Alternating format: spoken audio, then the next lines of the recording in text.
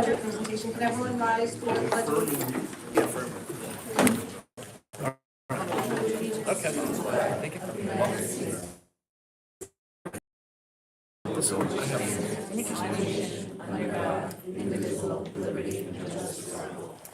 Thank you.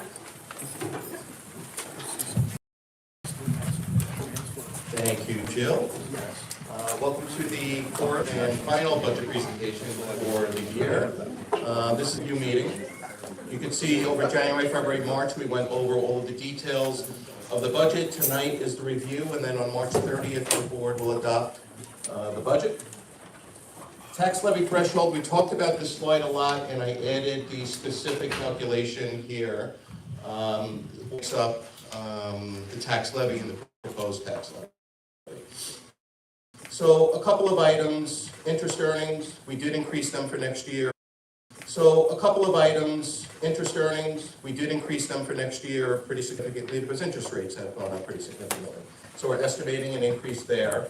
The pilots were relatively stable year over year. State aid was percentage-wise a significant increase for us, going from 7.4 to 9.7. I'll point out that when Newsday reports it, it's based on the governor's proposal. They reported a total of 10.9 million in state aid. 600,000 of that is for the UPK, Universal Pre-Kindergarten, for general operations. And once they start saying, you're going to carve this out because you have to use it for this, that kind of takes away the local control. And we're already doing the tutoring at this point. So by giving us more money for that doesn't help us because we can't like just say, okay, we're already doing it, so we'll just spend that on the aid. You can't supplant, you have to supplement it. So it has to be additional new program for that. So we took that into account when coming up with the state aid number. Subtotal of revenues below that, couple of items I want to talk about is the appropriated fund balance. What appropriated fund balance is prior year surpluses that you use to put on the revenue side for the following year's budget to keep the tax levy as low as possible. So for example, last year, when we originally went out with 1.95% increase, we ended up in August doing a zero because of the surpluses that we had for last year. In order to bring it to zero, we had to increase the appropriated fund balance to 6.4 million. Each year, I would like to take a little off the appropriated fund balance because that number means you have to underexpend and have a surplus by at least that number in order to stay in the black as opposed to a deficit. Being that we're starting to tighten the budget, we want to bring that number down a little bit. You don't want to do it all at once, so you want to do it a little bit each year. And the proposal is for a 2.77 proposed tax levy. And on that appropriate, so what would your target be and why wouldn't, or if your target isn't zero, why wouldn't it be zero, what would your target be? Zero for, The appropriated fund balance where you eventually So- want to get to. it wouldn't be, because you want to match it up to where you think your budget is going to be underexpended. So we do put contingencies in the budget. Some years you're going to have to use them for whatever circumstances. Special ed kids come in, which obviously costs a lot of money. Students coming out the elementary school where you're breaking elementary classes, etc. So by having a $6 or $7 million number, you need to underexpend by at least $6 or $7 million. And you want to have a surplus at the end of the year. So if we're tightening the budget, as I mentioned last time with the health insurance, where last year we had 900,000 just in that one code, this year we are going to be short about 300,000. Yes, we have the contingencies in the overall budget, but it's a lot tighter than it was. And if it's tighter, you don't want to count on having to make up $6 million right off the bat. Any other questions? So should that fund balance be what you're hoping your surplus is? That's You need, and the two numbers be below that, the two reserves. And I want to actually thank Jill and Sam.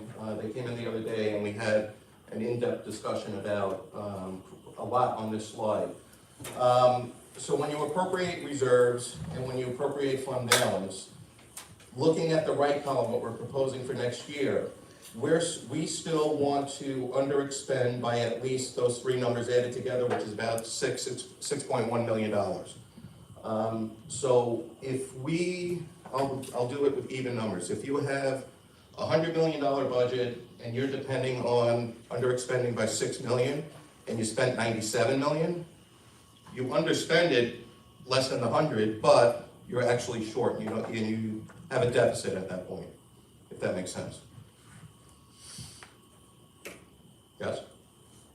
Okay. We talked about all the projects over the last few months. This is the history of our capital reserves. We have $6.4 million in capital reserve 4. We have not funded capital reserve 5 at this point. I'm sorry, is that a question? I was, Oh, okay. just counting. This is the fun slide I was talking about Yeah. before.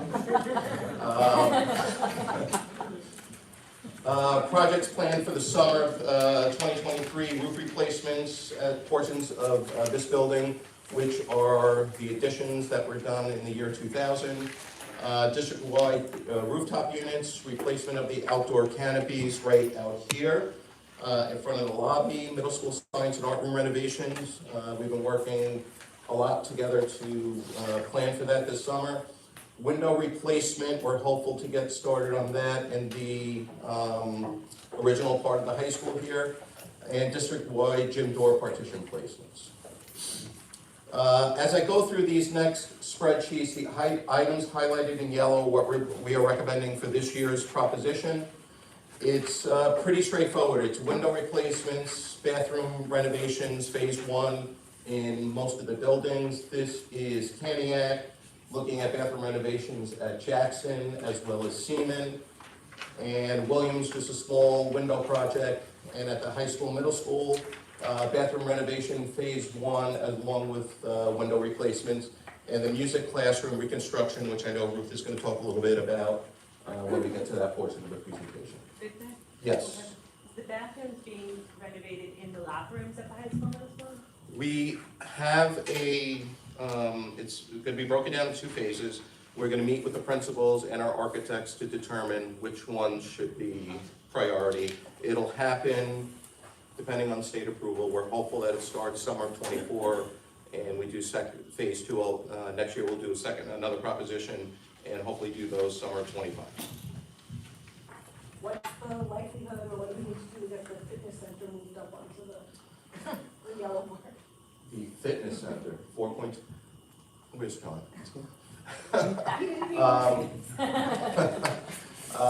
Yeah, that's going to be a while. There are other priorities. Is the fitness center different than the weight room? Or those- This on here on this spreadsheet is building an addition for a new fitness center. Which would replace the little weight room we have? Yes, or in addition to. Right, so I'm just putting in my request list, just consider it. Okay, thank you. I agree. Anyone else? Well, especially if we have. I think bathroom and windows are first personally, but we'll talk about that. This is the overall summary. The top half is a total of everything. The bottom half is what we're recommending this year. And this is how it's funded, 1.275 out of the general fund, and the balance will come out of capital reserve 4 and fund balance. This will be the proposition that actually shows on the ballot when the community comes out to vote. And these are future capital plans and looking at long-term. The balance of the presentation, I'm going to turn it over to some of my colleagues, starting with Dr. Sapienza to give us an update on the elementary program.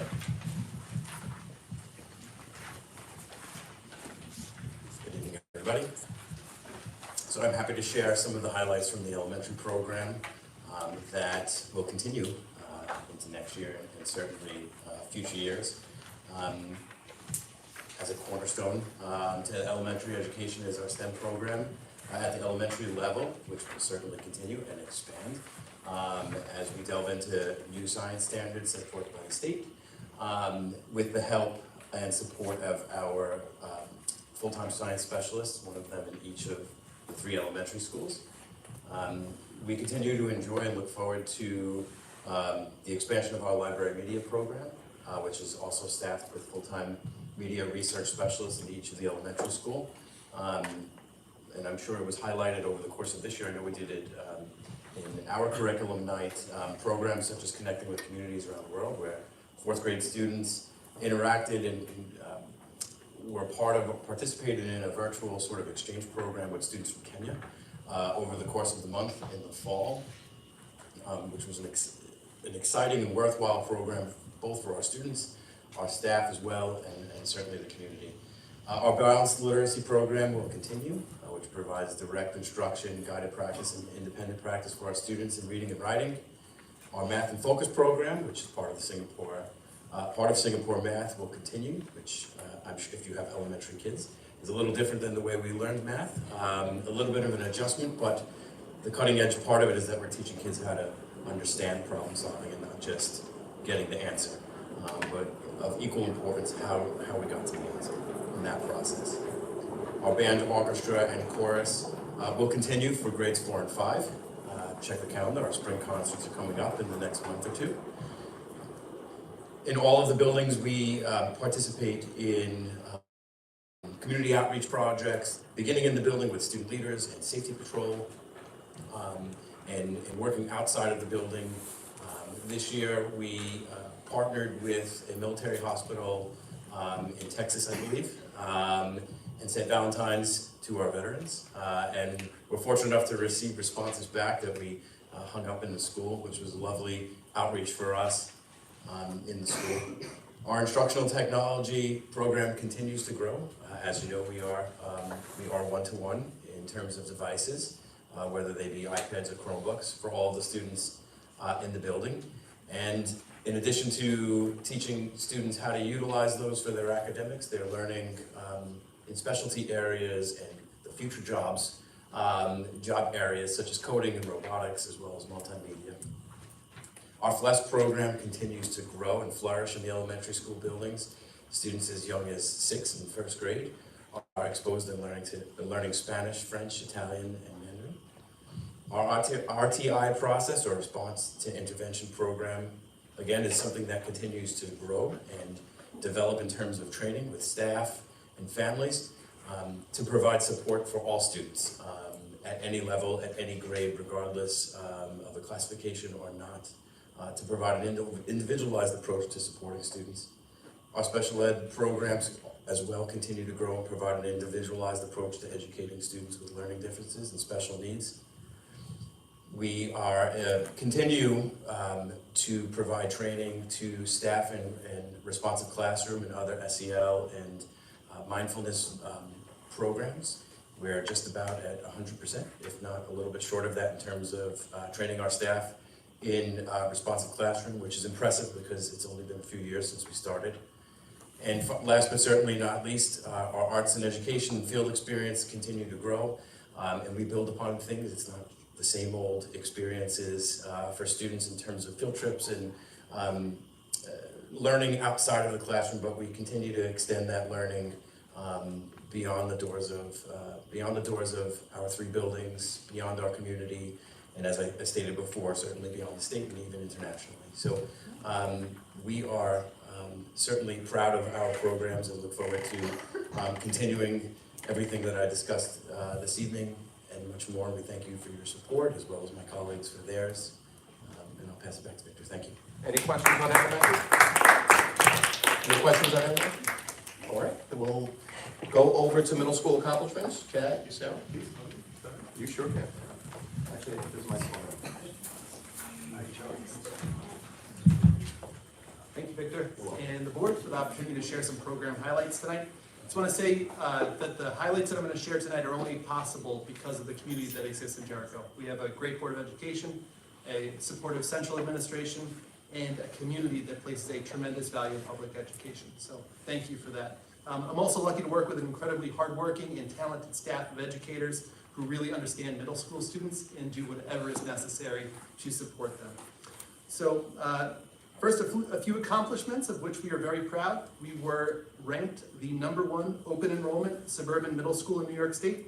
There are schools in New York City that are ranked higher, but they draw from over 1 million students and often have barriers to entry based on grades and attendance.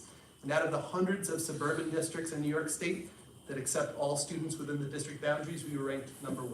Go Very Chad. good Go Chad. accomplishment. In terms of New York State test scores, in the last testing cycle, we had the highest proficiency rate on the grades 3 through 8 ELA and math assessments on Long Island. So those tests are scored on a 4-point scale. Proficiency is level 3 or 4. 88% of students scored at a proficient level in ELA and 87% at a proficient level in math. That's really impressive considering that our 8th grade accelerated math students don't participate in those assessments. The New York State Archives has a student research competition every year. In the last research competition cycle, 18 students were recognized across New York State for their outstanding projects. 17 of them came from Jericho Middle School. Go Chad. Go Chad. In terms of schools to watch, we're really proud to have been redesignated as a school to watch by the National Forum to Accelerate Middle Grades Reform. Jericho Middle School has been recognized for academic excellence, on the state and national level, but it's not because we focus on external validation. It's because we focus on learning and making sure that we meet the needs of all of our kids. So I'm going to talk to you a little bit more about some ways in which we meet the needs of our kids and some programs that I'm really excited about at the middle school. Next slide. So school connectedness is the idea that students feel that the adults and peers in school care about their learning as well as about them as individuals. When students feel connected and welcomed at school, they perform better academically.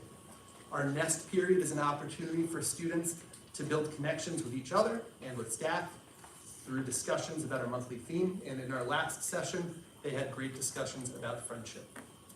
Middle school teaming is another way in which we enhance school connectedness. It's a way that we break down a larger grade level into small learning communities. Let me talk about learning walks for a second. So in most professions, the professionals have an opportunity to see each other's work. Lawyers argue cases together, doctors do rounds together, authors read each other's books. Teachers don't have that routine built into their daily schedule in the same way. Learning walks are an opportunity for teams of teachers led by an administrator to visit each other's classrooms and bring back some of the strategies that are working into their own classrooms. We're looking forward to our next learning walks on Tuesday, when we're going to welcome some 5th grade teachers into our 6th grade classrooms, which is going to help with vertical articulation and smooth the transition from 5th to 6th grade. Family and community brunch and learns are opportunities for adults in the building to learn together. Our last community brunch and learn was on Naviance. That's a tool that's used to explore college and career readiness. We were fortunate to have a panel of student experts help us with that presentation. Field trips are a really important and memorable experience in middle school. We are really happy that we brought back the field trips this year for the first time in 3 years. I know Washington, D.C. and Philadelphia are listed up there, but there have been several others, including Broadway shows, ropes courses, visits to restaurants for our world language classes. The picture in the top right is from one of my favorite portions of the D.C. trip. It's a nighttime monument tour. Kid-led breakout sessions we have a few times each year. Kids have the opportunity to present on a topic of their choice. I've seen cryptocurrency, I've seen Python programming, I've seen slime making. As the parent of a 6-year-old, I apologize if there's messy slime at home. It only happens a couple times a year. The next 3 items are all things that we do to support a culture of reading at Jericho Middle School. Earlier this month, through the generous support of our PTA, we were able to bring in best-selling author Kelly Yang. It was really special for us because earlier in the year, we had parents and students read one of Kelly Yang's books, and at a PTA meeting, we got a chance to discuss that book together. So it was really nice to have her here. Response to intervention, academic, COVID recovery, co-teaching, and small class programs are all ways that we meet the learning needs of students who might have different learning needs or need additional academic support. I'm particularly proud that through our flexible scheduling, kids can go in and out of those programs as needed throughout the year. Not listed, but also worth noting, is that we have accelerated courses which provide rigorous academic experiences for students who need an additional challenge. And I know that our wide-ranging courses meet the needs of all of our students. Finally, I want to note the new equipment and technology that you can see in the lower picture. I think Bob Vila would be envious of the tools that our kids have access to in our new tech rooms. The saws that you see are safer than band saws. They're called scroll saws. They reduce the amount of time the kids have to wait in line to participate in tech class because we have many, many of these tools. Those are just a few of the new tools that have been added. So we're really fortunate this year to have a new member of our community. We brought on Ms. Sarah Blut, an assistant principal with a wealth of experience in middle level education. I want to give Ms. Blut another minute to talk about a couple other programs we have at the middle school. Thank you, Chad, and I just want to again say thank you to everyone in this amazing district from all levels. The welcome to Jericho has been quite overwhelming, and I appreciate that hospitality, and your children are wonderful. Thank you. So our Alveus anti-bullying program is in full swing. We started the year with our kickoff event with the Harlem Magic Masters. Mr. Gleason held his own on the basketball court, but more importantly, we rededicated the commitment to the anti-bullying initiative at Jericho. Since that time, Mr. Gleason, myself, and Aisha Breland Henry, the school social worker, have continued the work, and we've had 2 grade level assemblies for 6th, 7th, and 8th grade, just to review the goal of Alveus to set the children set goals for themselves, and also just to review the code of conduct. What are the rights and the responsibilities of the children? So that work is continuing throughout the year. Our brave ambassadors have our young club of students who are fearless and are taking charge of the anti-bullying program are meeting, and also just the guidance department and Ms. Breland are going into the classrooms. They're offering these lessons on anti-bullying, and our quality circles are also in full swing. They meet at lunch. Students have 2 opportunities to meet with the different advisors and talk through different situations that are happening. Our National History Day projects, our student historians and all of the amazing advisors are tirelessly competed in the History Day projects with the theme Frontiers in History. They had the opportunity to develop really critical research and analytical thinking skills to drive their own learning. And I had the opportunity to speak with a few students about their finalists who will be representing Jericho next week at Hofstra University. And something just resonated with me, and this young person said it was so exciting to learn what I thought was important that may not be taught in the curriculum. I got to learn about Asian American civil rights activists and learn about my own culture and learning. And I think all of us understand that this type of student autonomy and this type of student voice and ownership of their learning is what creates lifelong learners. Our extracurricular activities and programs are expanding the 7th and 8th. We're excited to be offering journalism next year to the 8th grade students. And we thank the PTA, the board, the administration for continuing this support for our student advisors so that they can really offer something for every single student with different interests. Our mathletes, our Science Olympiad and our Math Olympiad are really making some great strides. Earlier in March, our math counts team traveled to Saratoga Springs with Dr. Murrow, and we are really thrilled to share that they placed first as a team at the state competition. It's really exciting. Last weekend, we had 2 teams compete in the Regional Science Olympiad led by Mr. Smith, and 10 of our students placed in the top 8 for individual medal winners, including 4 first place winners. So I see some future Regeneron contenders in the making. Earlier this school year, the students journeyed to a whole new world as they performed the musical Aladdin. And since that show, my son and I have then watched this about 50 times at home. So thank you, Mr. Lerba and Ms. Scalera. And just today, our theater program performed their play, If the Shoe Fits, and there are still tickets available for tomorrow night if you are interested. Our Diversity Day feast and performance were a success this year thanks to the generosity of our PTA and the dedication of Mr. Kuhn. The students embraced our assembly performers and their bellies were very full after a lunch from around the world. And again, we thank all of those who contributed their time and their recipes. The mentoring program with the Nassau Bar Association is also underway. We have 8 student participants paired with 6 different mentors. And this is just another way in which Jericho Middle School is promoting the student connectedness and the school connectedness. And the days before vacations are usually dedicated to our personal best initiatives, and we know that success looks different for all children at all different levels of their progress. And the most recent day included lessons on digital citizenship for all students, an assembly from Dr. Dewey about addiction, student-led lessons that highlighted their skills and interests, and a student versus staff volleyball game, and I was glad I was on the staff team once again. Mr. Gleason has a mean spike, his height does help, but I am proud to say that I held my own on the court. And finally, our school is recognized by Common Sense Media, and we are dedicated to promoting the use of the social responsibility around technology. So thank you for this time, and I think that's all. Thank you, George. As Ruth walks up to talk about fine and performing arts, I just want to thank all of the principals, curriculum associates, department leaders. Building a budget is a team effort, and we do these slides at this presentation to just kind of bring the budget to life, to kind of illustrate how the money is spent, where it goes, and provide highlights on, again, the budget. You're creating the budget, but then you have to put it to use, and this is how we do it. So I want to thank everyone for the team effort. Ruth? I don't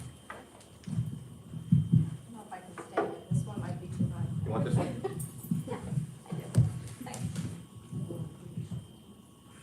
I was very impressed with Joe being able to read right from the slide. I had to blow mine up like to the 16 font. Good evening, everybody. I had a great time picking these photos, so I'm glad you pointed that out. We had a year full of togetherness. We did lots of great things, activities that took us near and far, and I'm really happy to present this to you tonight. And I'm going to start with music. So this year, we had over 100 students participate in our all-county festivals. This is the first time it was back since 2020, and you know that's the one that's held at LIU Post at the Tilla Center. From there, 4 high school students performed at all state ensembles in Rochester, and one of our students will be performing at All Eastern. And that's an event that only happens every other year. And it's being held right here in New York. It goes up and down the eastern seaboard, but it will be in Rochester again. We go to Rochester lots. And that's Angela Zhu. She'll be playing clarinet there. 38 students were selected from grades 5 through 12 to perform with the Intermediate and Secondary Long Island String Festival. And that just happened in February and March at Uniondale. Today, in fact, our string players were at the Regional Lincoln Center Chamber Music Concert at Great Neck South. What a thrill to be there. They performed along with Great Neck North, Great Neck South, Syosset, and Manhasset schools. We will have 4 ensembles participate in NYSSMA Majors this year. That's an adjudication that takes place in the spring, and it happens at the Hofstra and Adelphi campuses. Our middle school ensembles will once again participate in Music in the Parks. This is our first time back again, and that takes place in May at Agawam.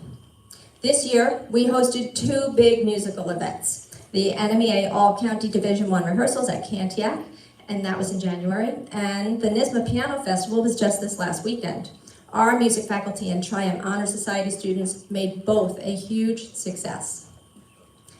So those are some of our music highlights. I'm going to move into art with more student achievements. Thanks, Victor. Let's see. We are participating in art contests for all grade levels, including PTA Reflections, thank you to our PTA, and the Nassau County Transportation Poster Contest, which we had a winner from Seaman. This year, we were very proud of our Scholastic Art Award recipients. We had 98 awards won, which is the most of any public high school in the Scholastic Eastern region. 14 of these students have advanced to the national level competition, and results will be released on the 22nd of this month. We're excited to hear that. 17 students are participating in Long Island's Best at Heckscher Museum of Art, and 15 students are currently participating in the Photographic Federation of Long Island High School Photo Competition. This weekend, on the 19th, I believe, on Sunday, 24 students will have their artwork displayed at the annual ASA All-County Art Exhibit, and that takes place in Long Beach High School. Mr. Brian Simonelli had an article published in the Silver Green Classic Global Photography magazine. It's titled Mobile Magic How-Tos. It's highlighting our darkroom photography program. And next week, he's going to visit Jackson with the mobile darkroom that he constructed himself. You might have seen it in the hallway here and also at curriculum night. And that's going to be an interactive tour that he takes to all the elementary schools. Also, another one of our art teachers here at the middle school, Mr. Porinchak, will be taking an art lesson to the elementary schools. He's going to share a book called Do Skunks Think Skunks Stink? You can try it. Do Skunks Think Skunks Stink? I've been practicing it, so I didn't say that wrong. It was a story that inspired him so much because it was illustrated by a special needs student on Long Island. And the message was so powerful that he really wanted to bring it to the elementary students. And they're going to make a 3D project that doesn't stink. Wow, I have a page turner. This is like playing the piano again. So I want to highlight some of the great things that happened this year that we brought that were brand new. Back in October, we had the inaugural Jericho Piano Showcase. This was introduced this year to provide an opportunity for piano students to perform their Level 6 memorized solo. This new experience brought our piano players from the privacy of their home to a concert hall performance with spotlights and all, right here in our auditorium. The high school ensemble performed on the global stage at Disney World, all of our ensembles. This unforgettable trip was an incredible experience for all. The travel itinerary was well planned, and our favorite parts were not just the rides. It was the soundtracks and the performances that were the real magic. We also got a few more fans. We all say we're with the band now. And the chorus and the orchestra, of course. We had a connection with the Louis Armstrong House Museum that was really impactful. And we kicked off Black History Month with professionals who performed for us an assembly program, and then we had teaching artists come and join our jazz ensembles to mentor them. The culminating event was an interdisciplinary daytime showcase with ELA and music. This spring, we have our Art Venture Campus. You want to know what Art Venture Campus is, don't you? Okay. What's Art Venture Campus? That's right. Well, it's in the works for this spring, and it's to make an art experience for elementary students and families to discover creativity with nature, land, sea, and sky. My favorite is Meet Our Trees, which will discover the designations of trees we have on our campus right here. Learn about bark and leaf rubbings and still life sketching. The hope is that students will recognize that art is everywhere and not just inside the walls of their art classroom. As we were talking about before, we do have some building projects coming up that we're excited about. This summer, we'll be renovating 2 of our art rooms right here in the middle school, 228 and 229. Not this summer, next summer. What's this summer? 220? No? All right. That was Mr. Manuel's choice. We all supported it. Okay. Correction. But we are really excited about also the potential of working on our band room. That's the music classroom that we're referring to. The band room is in need of some upgrades and expanding the size of our instructional space for rehearsals as well as our storage for lockers.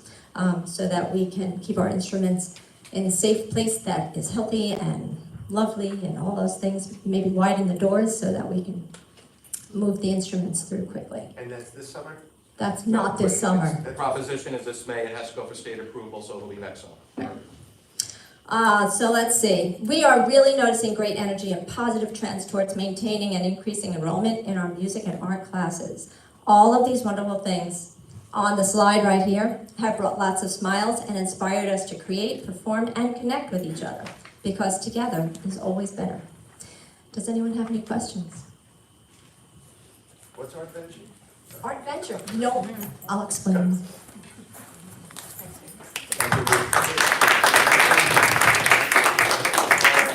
And before I introduce the high school, I need to embarrass my boss and wish him a very happy birthday today.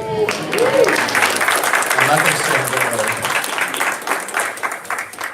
And now I will introduce Dave, Brian, and Michaela to talk a little bit about the high school. Thank you, Victor. And I want to thank the Board of Education and Central Administration for this opportunity to brag about some of the highlights, and only some of the highlights, that are going on at the high school. So hopefully you know that last year Jericho High School was selected as a National School of Excellence. And as we started to plan for our presentation tonight and for this year, we decided that we wanted to sort of change things up a little bit and move a little bit away from the way the slides had been set up in previous years.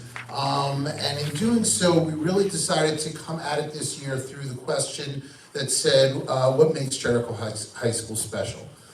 We all know that as a blue ribbon school and just in our day-to-day experiences, Jericho is often looked at as the gold standard, but we wanted to do a deeper dive and really start to highlight and share with everyone what it is about Jericho High School that makes it the truly special place that it is. So in doing so, we decided to start to meet a little bit more with students and faculty and raise this exact question. And as we were talking to students, some of the things that they began to share with us consistently is that the district provides a plethora of resources from classroom materials, such as in our science labs, as well as state-of-the-art equipment, such as in our newly designed tech rooms. And certainly some of that amazing equipment extends to the great new turf field and the lights that we have. For our students, they express that this not only creates the highest level of opportunities for them, but it instills a sense of pride each and every day. Another thing that our students kept talking about consistently is the depth and the diversity of our courses and the extracurriculars that allow students to pursue their interests and specialize in what they want. We believe that this is such an important point that the students themselves highlighted. For me, my belief as a high school leader has always been that the best high schools provide course offerings and learning opportunities that are both broad and deep. So to explain that a little further, it means the ability to support the interests of the students through extensive choice, but just as importantly, the ability to support our students in developing their expertise through 4 and 5 year sequences. So that's going to lead to this slide, which really starts to highlight the extensive course offerings that we have here at the high school. And this goes above and beyond just the standard state curriculum that any high school would have to provide. So as you've heard many times over, the high school offers an incredibly extensive level of AP and college level courses. We have an extensive research program that spans 3 departments. We offer 5-year sequences in 4 languages. We have a tech department that encapsulates multiple subject areas and again provides students with the ability to take courses within the tech programs each and every year that they're in high school. We have an ever-growing business program that continues to provide students not only with rich curricula, but the ability to specialize even within the business program itself. And we have enough business courses that students could probably spend 8 years in high school and never complete the full array of business courses that we can provide to them. We have a new media program that it shows a lens and teaches kids how to look at the most modern forms of journalism and broadcasting. We have a culinary arts program that allows students to expand upon their passions of cooking. And we are incredibly excited to announce that we are going to be beginning an agriculture program next year. We have an agri-science/business class that's going to start next year where students are going to explore the business and science of food, and we are going to have essentially a small farm on campus where students are literally going to be able to get hands deep and start to expand upon the science of growing vegetables and fruits, as well as the business side of it. We also have a music, art, and physical education program that allows students to have an extensive array of choice and depth in how they explore their options in those subjects. You'll notice that there are courses here that have been highlighted in yellow. They represent new courses that we're going to be offering next year alone at the high school. We have a real estate course that will be for seniors only. We were quite taken by the number of seniors that have signed up for this, to the point that we're going to have 2 sections of it. And each student that goes through the real estate course will have an opportunity to take an exam and actually leave the class as certified as a real estate broker. And I've talked about the broadcasting class. Many of you may have followed along this year. Our sports broadcasting class, that was new this year. And next year, we're going to grow upon that. We're looking to be able to create a comprehensive news broadcasting program within that. I already mentioned the agriculture class, and I know John's excited that we're going to be bringing an aquatics class into the phys ed department. At this point, I'm going to ask Michaela to talk a little bit more about all the things that we provide to round out the learning experiences for our students beyond the classroom setting. Hi, everybody. So when we talk about offerings outside of the classroom, student voice is essential within our high school. It gives students the opportunity to really take ownership and be leaders within the walls of Jericho High School. This year, for example, our student council came forward and they wanted to partner with us to start a mentoring program within the high school. So we worked together throughout the summer, and through the fall we did put together a mentoring program. And the students went out and found upperclassmen, mostly seniors, some juniors, to pair as mentors with our incoming ninth graders, so that at our freshman orientation we were able to offer this opportunity to incoming ninth graders. They had a mentor in the high school to help them navigate the start to Jericho High School. When we talk about extracurriculars, we're talking about a wide range of opportunities that help students go beyond Jericho High School. So whether it's clubs or activities, it allows students to get involved in their interests. And our service organizations always look to sponsor things in our local community and beyond. And it's a really nice opportunity for that leadership, again, beyond Jericho High School. When we talk about wellness and supporting our student needs, we're lucky to be able to support all of our students. So you've heard previously about the PPS offerings to support our students with needs and our counseling team. We have our academy program, and our wellness program is really all about wellness and good well-being. So Nest has become a cornerstone in Jericho High School, and it started as something that was a little bit outside of the classroom, and it has made its way into the classroom to be a place where students connect not just with their peers on an academic level, but also with their teachers to focus on overall wellness. Brian's going to talk to you a little bit about what these opportunities lead to and what our students are able to achieve because of everything we're able to offer beyond the classroom. Thank you, Michaela. So I get to brag and boast a little bit about the successes that we've had in the high school. On the top of the screen is some of the data from last year's graduating class. Typically, our graduation rates and our accolades that we have for those graduating seniors are at the top of any school district in the country. Last year, we had a 99% graduation rate, 96% of our graduates attended college. Of our 99% diploma rate, we had 95% get Regis diplomas. 32 National Merit Commended students, 7 of which eventually were honored as National Merit winners. Dave talked a little bit about our AP offerings that are offered in many, many disciplines in the high school. And we had 294% of our students took an AP class. And you can see on the board some of the data and our incredible statistics that have come out with the number of seniors that became scholars with honors, with distinctions, and ended up getting capstone diplomas.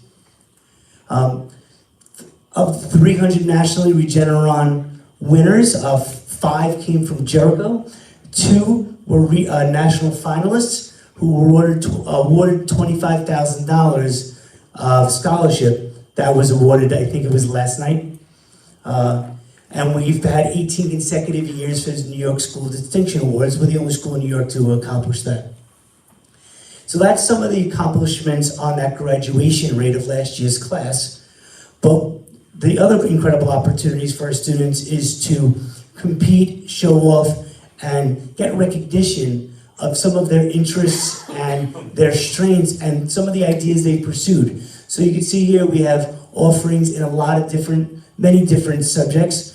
We have our social studies and business offerings, the Poetry Out Loud and canon writing programs in the ELA. We have our world language departments take our many exams and have a lot of success on those. A lot of science and technology education competitions, along with our math flip there and our math competitions. but it's an incredible opportunity for our students to not only explore through our depth of program, but get to compete and get their accolades in those academic experiences. Dave? Thanks, Brian. So as I mentioned, we met with a number of students when we were getting ready for the presentation tonight. And again, around that question, what makes Jericho High School special and unique? And another thing that we kept hearing from over and over again was how they spoke extensively about their teachers in Jericho. And what they specifically shared was that teachers are so passionate about what they do, and they look at their classes from their students' perspectives to make learning more engaging, and that they're constantly asking our students for feedback. Students also talked about the culture of Jericho High School. They discussed that there's incredibly high academic rigor. They talked about the competitive nature, as well as the willingness for students to support one another. The intensity, though, they certainly talked about, as it can bring pressure and it can bring stress.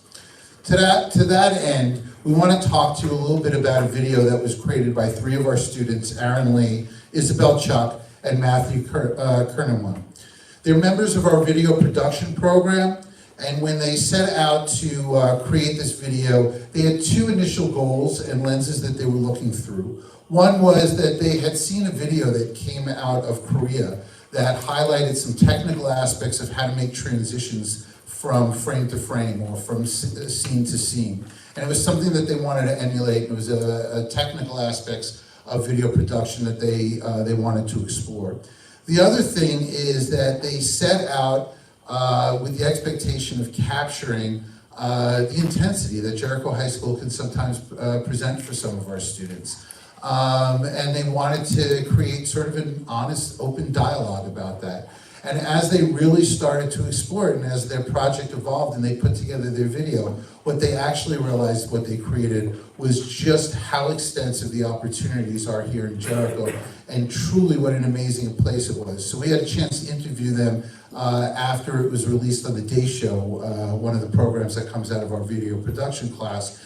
And you know, they were quite overwhelmed with that, in really reflecting back that in many ways they almost created what could be an advertisement for what is Jericho High School. So on a night when we're here to talk about what makes Jericho High School special, we're going to leave you with Faces of Jericho. It starts with a community that values public education and supports public education. The 3,000 student district has science labs lined with national awards. Kids and parents of the Jericho School District have spoken, and so have their academic achievements, earning Jericho.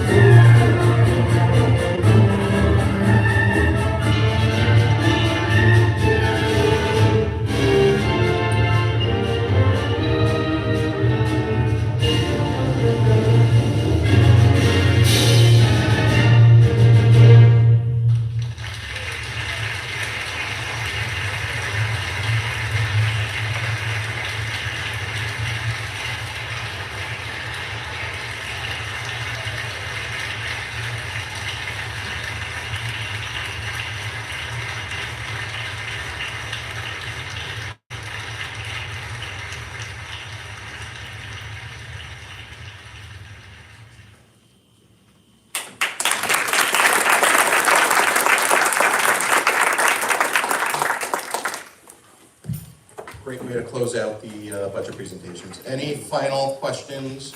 At the next meeting on March 30th, the board adopts the budget, no formal presentation, it's just the adoption at that point.